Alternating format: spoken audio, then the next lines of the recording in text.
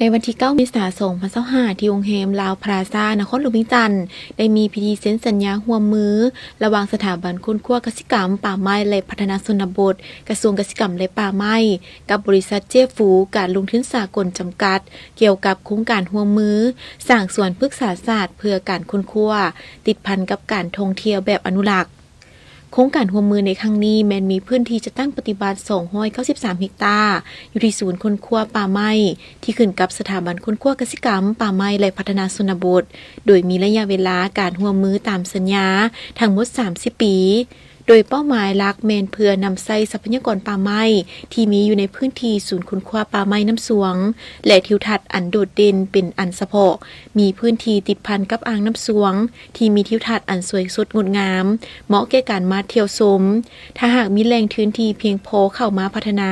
แม่นจะกลายเป็นแหล่งท่องเที่ยวชมวิวหนึ่งที่มีเอกลักษณ์ของนครหลวงเวียงจันทน์เฮ็ดให้เกิดประโยชน์สูงสุดทางด้านเศรษฐกิจและการค้นคว้าอนุรักษ์ปกปักรักษาให้ยืนยาวการร่วมมือในครั้งนี้แม่นเพื่อสร้างให้ศูนย์ค้นคว้าป่าไม้กลายเป็นสวนพฤกษศาสตร์แห่งชาติที่เน้นใส่การค้นคว้าการปกปักรักษาป่าไม้พันธุ์ไม้ที่มีอยู่ในปัจจุบัน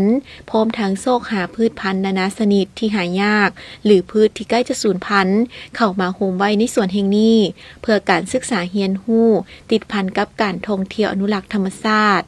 ในพิธีเซ็นลงนามในสัญญาร่วมมือครั้งนี้กระทรวงกสิกรรมและป่าไม้เซ็นโดยท่านปริญญาเอกเพชรมณีแสงสร้างไสยสารรักษาการหัวหน้าสถาบันคุณคั่วกสิกรรมป่าไม้และพัฒนาชนบทท่านปริญญาเอกบุญเดชสุทธวิไลหัวหน้ากรมแผนการและการร่วมมือต่างหน้าฝ่ายบริษัทเซ็นโดยท่านซาพิลงโพสาราชผู้อำนวยการบริษัทเจียฟูการลงทุนสากลจำกัดพร้อมด้วยท่านนางดาวเมฆกวงห้องอำนวยการบริษัทเจียฟูการลงทุนจำกัดสากลโดยเป็นเกียรติเข้าร่วมเป็นสักขีพยานของท่านปริญญาเอกนางจันทครบุรพันธ์รองรัฐมนตรีกระทรวงกสิกรรมและป่าไม้ท่านทองผัดวงศ์มณีอดีตรองรัฐมนตรีกระทรวงกสิกรรมและป่าไม้โดยมีหัวหน้าโครงการหัวหน้าห้องคณะกรมหัวหน้าบริษัทและภาคส่วนเกี่ยวข้องของทั้งสองฝ่ายเข้าร่วม